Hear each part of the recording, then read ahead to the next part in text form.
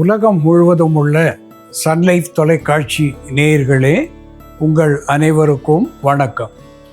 இது நாட்டு மருத்துவம், நலம் தரும் மருத்துவம், எல்லோருக்கும் ஏற்ற பக்க விளைவுகள் இல்லாத, பாதுகாப்பான பண செலவுகள் இல்லாத மருத்துவம். எளிய மருத்துவ குறிப்புகளை இந்த நிகழ்ச்சியிலே நாம் ஒவ்வொன்றாக பார்த்து பழகி பயன்பெற்று வருகின்றோம்.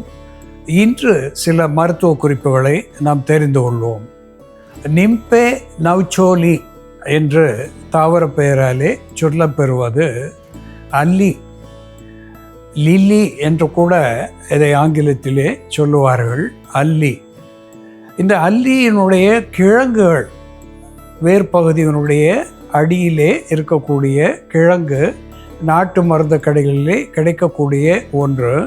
இந்த அல்லி கொடியினுடைய கிழங்கை வாங்கி இடித்து சூரணித்து வைத்து கொண்டு 5 கிராம் அளவுக்கு, ஒரு வேளைக்கு 5 கிராம் அளவு எடுத்து பாலோடு அந்தி சந்தி என்று 2 வேளை நாம் உள்ளுக்கு பருகி வருகின்ற நிலையிலே இது ஒரு ஆன்டி டயரியல் என்கின்ற வகையிலே பேதியை நிறுத்தக்கூடிய ஒன்றாக விளங்குகிறது. அதோடு கூட அல்சர் என்று சொல்லக்கூடிய குடல் புண் இவற்றை ஆற்றுகின்ற தன்மையுடையதாக விளங்குகிறது. மூலக்கடுப்பு என்று சொல்லக்கூடிய வகையிலே த பைல்ஸ், த ப்ரொட்ரூடிங் பைல்ஸ் என்று சொல்லக்கூடிய வெளி மூலம், அதனாலே ஏற்படுகின்ற எரிச்சல், கடுப்பு இவற்றை போக்கி மூலத்தை தணிக்கக்கூடிய ஒரு மருந்தாகவும் இந்த அல்லிக்கிழங்கு சூரணம் விளங்கும் என்பது உண்மை.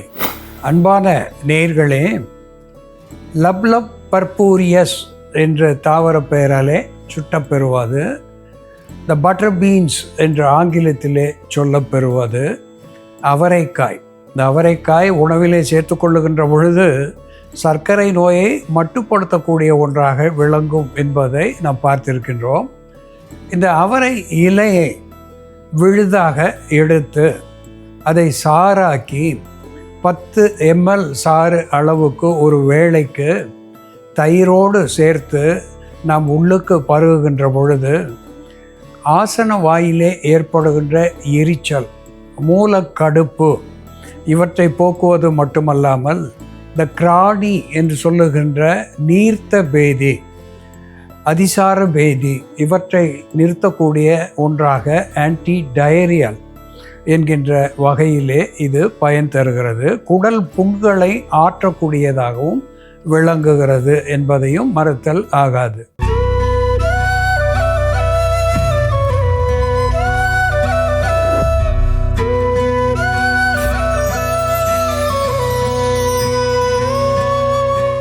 அன்பான நேயர்களே, கிறிசாந்திமம் பைரீத்ரம், கிறிசாந்திமம் இண்டிகம் என்றெல்லாம் தாவர பெயராலே சுட்டப்பெறுவது கிறிசாந்திமம் என்று ஆங்கில பெயரை பெற்றிருப்பது சதபத்ரி என்று வடமொழி பெயரிலே சொல்லப்பெறுவது சாமந்தி பூ என்று தமிழிலே சொல்லப்பெறுகின்ற இது ஒரு அற்புதமான மருத்துவ குணத்தை பெற்றிருக்கிறது.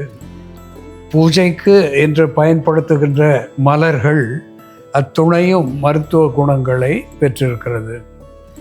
கிறிசாந்திமோல் என்று சொல்லக்கூடிய வேதிப்பொருள் இதிலே அதிகமாக இருக்கிறது.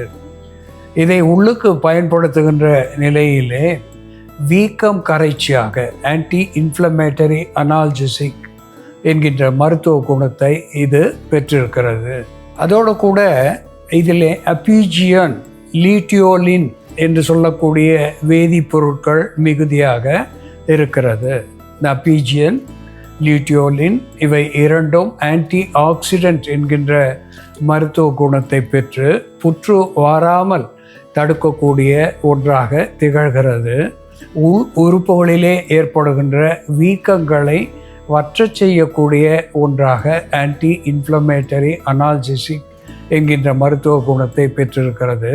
காய்ச்சலை தவிர்க்கக்கூடிய, தடுக்கக்கூடிய, தணிக்கக்கூடிய ஒன்றாக விளங்குகிறது. காய்ச்சல் என்று வருகின்ற பொழுது இதனுடைய தீநீர் அதை நிறுத்தக்கூடிய ஆன்டிபைரட்டிக் என்கின்ற வகையிலே இருந்து அப்போடிசியாக் என்கின்ற வகையிலே வியர்வையை தூண்டக்கூடியதாக விளங்குகிறது. காய்ச்சல் வருகின்ற பொழுது இந்த சாமந்தி பூ தீநீர் என்பது நமக்கு காய்ச்சலை தணிக்கிறது, வியர்வை தூண்டுகிறது, உடலிலே இருக்கின்ற அழுக்குகளை வெளித்தள்ளக்கூடியதாக விளங்குகிறது. அழகுக்காகவும் பூஜைக்காகவும் பயன்படுத்துகின்ற இந்த சாமந்தி பூ எப்படி மருந்தாகிறது என்று செயல்முறையிலே பார்ப்போம், வாருங்கள். நேயர்களே, நாம இன்னைக்கு சாமந்தி பூக்களை பயன்படுத்தி சுவாச பாதையில ஏற்படக்கூடிய தொற்று, மூக்கடைப்பு, மூக்கிலிருந்து தொடர்ந்து நீர் வடிதல், கண்களில் ஏற்படக்கூடிய எரிச்சல், ஒற்றை தலைவலி போன்ற பிரச்சனைகளை சரி செய்யக்கூடிய ஒரு மருந்து எப்படி தயார் பண்றதுன்னு பார்க்கலாம். இதற்கு தேவையான பொருட்கள்: சாமந்தி பூக்கள், இஞ்சி, ஏலக்காய், தேன். ஒரு பாத்திரத்துல கொஞ்சம் நீர் விட்டுக்கலாம். இதோட நம்ம பொடிச்சு வச்சிருக்க ஏலக்காய், ஒரு 2 ஏலக்காய் அளவு சேர்த்துக்கலாம். இஞ்சி ஒரு சிறிய துண்டு, ஒரு 1/2 இன்ச் அளவுக்கு இஞ்சி கட் பண்ணி அதை சிறு துண்டுகளாக நறுக்கி இருக்கும், அதுவும் சேர்த்துக்கலாம்.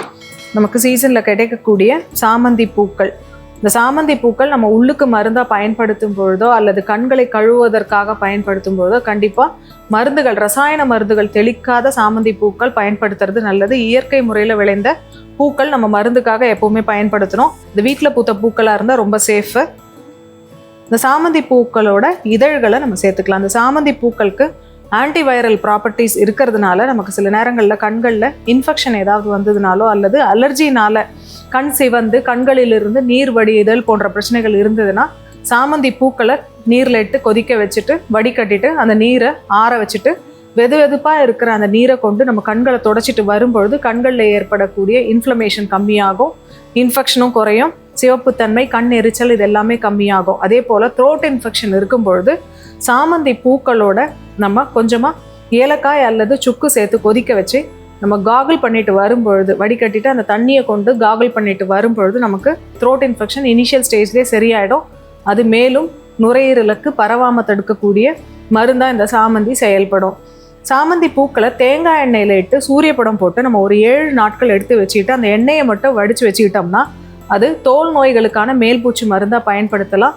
குறிப்பாக சன்லைட்னால் வரக்கூடிய அலர்ஜி, கெமிக்கல்ஸ்னால, டஸ்ட்னால ஏற்படக்கூடிய அலர்ஜி, ஸ்கின்ல ஏற்படக்கூடிய சிவப்புத்தன்மை, நமைச்சல் போன்ற பிரச்சனைகளுக்கு இந்த சாமந்தி பூ ஊற வைத்த அந்த தேங்காய் எண்ணெயை நம்ம தடவிட்டு வரும்பொழுது அது சரியாகும்.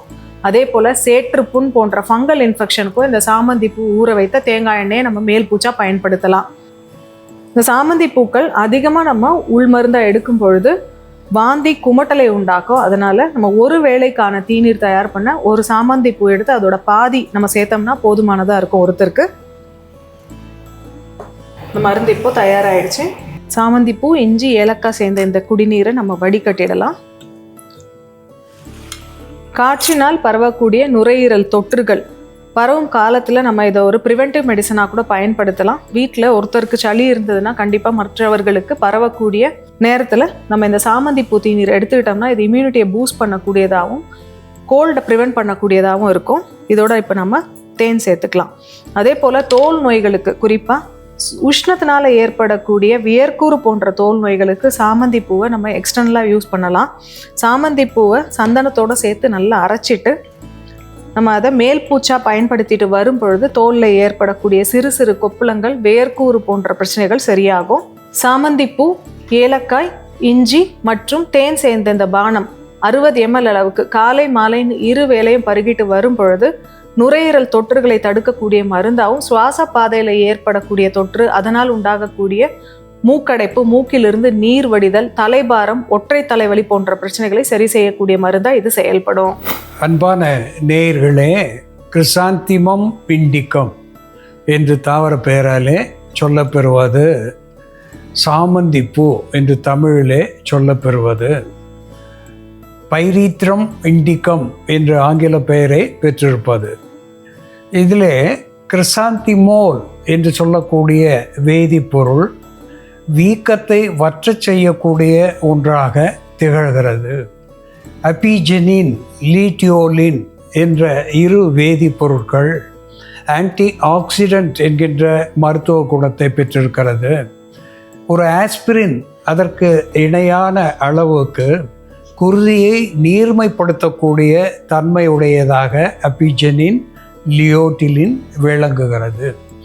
ஒரு பூவை நாம் தீநீராக வைத்து பருகுகின்ற பொழுது அது குருதியிலே இருக்கின்ற திடத்தன்மையை கரைத்து அத்திரோசெலிரோசிஸ் என்று சொல்லக்கூடிய இரத்த நாளங்களிலே ஏற்படுகின்ற அடைப்பு, வெரிகோஸ் வெயின் என்று சொல்லக்கூடிய நீண்ட நேரம் நிற்பவர்கள், நீண்ட நேரம் அமர்ந்து பணி செய்பவர்களுக்கு கால்களிலே இரத்தம் தேங்கி இரத்த நாளங்கள் வெளித்தெரிவது, பின்னர் அது புண்ணாகி தோல் நோயாக மாறுவது, இப்படிப்பட்ட நோய்களுக்கு குருதியை நீர்மைப்படுத்தி இரத்த நாளங்களுக்கு ஆரோக்கியம் தரக்கூடிய வகையிலே இந்த சாமந்திப்பூ ஒரு அற்புதமான மருந்தாகி பயன் தருகிறது. இதய நாளங்களிலே இருக்கின்ற அடைப்புகளை போக்கக்கூடியதாக விளங்குகிறது, புண்களை ஆற்றக்கூடியதாக திகழ்கிறது. இந்த சாமந்தி பூ தீநீரை நாம் வாய் கொப்பளிக்க கார்கிளிங் என்று பயன்படுத்துகின்ற நிலையிலே பற்களை பற்றிய கிருமிகள் வெளியேறி போகிறது. இந்த சாமந்தி பூவோடு எலட்டேரியா கார்டமோம் என்கின்ற ஏலக்காயை நாம் சேர்த்திருக்கின்றோம். ஏலக்காயும் சம மருத்துவ குணமுடையதாக விளங்குகிறது. எலட்டேரியா கார்டமோம் என்கின்ற ஏலம் ஒரு கார்மினேட்டிவ் என்கின்ற வகையிலே அகட்டுவாய்வு அகற்றியாக இருக்கிறது.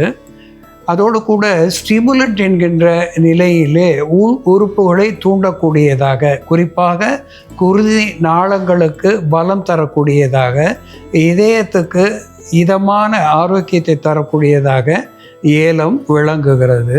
இதனோடு ஜிஞ்சிவர் அஃபிஷினேல் என்று சொல்லக்கூடிய இஞ்சியை நாம் சேர்க்கின்றோம். ஜிஞ்சரால் என்கின்ற வேதிப்பொருள் குருதியை நீர்மைப்படுத்தக்கூடியதாக, இந்த வெரிகோஸ் வெயின் என்று சொல்லுகின்ற நரம்புகளிலே இரத்தம் தேங்குவது, அத்திரோசெலிரோசிஸ் என்று சொல்லக்கூடிய குருதி நாளங்களிலே அடைப்பு ஏற்பட்டு இதய அடைப்பு உண்டாவது, இப்படிப்பட்ட நிலைகளிலே இருந்து இந்த இஞ்சியும் நமக்கு விடுதலை தருகிறது. அன்பான நேயர்களே, சாமந்தி பூவோடு ஏலம் இஞ்சி சேர்த்து நாம் ஒரு பானமாக இங்கே வைத்திருக்கின்றோம். இதனோடு இனிப்புக்காக தேனோ பனங்கற்கண்டோ சேர்த்து அன்றாடம் சில நாட்கள் பரிகோர்கின்ற நிலையிலே குருதி பற்றிய துன்பங்கள் விலகி போகும், இதய ஓட்டம் இதமாக ஆகும்.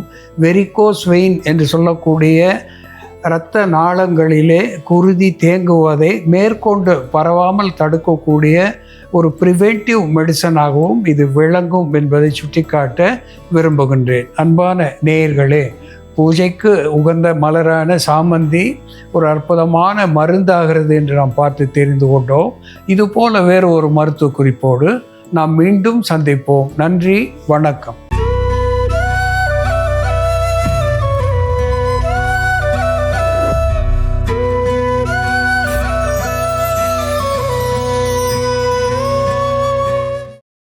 இன்னும் பல வீடியோக்களை காண சன் லைஃப் சேனலை சப்ஸ்கிரைப் பண்ணுங்க.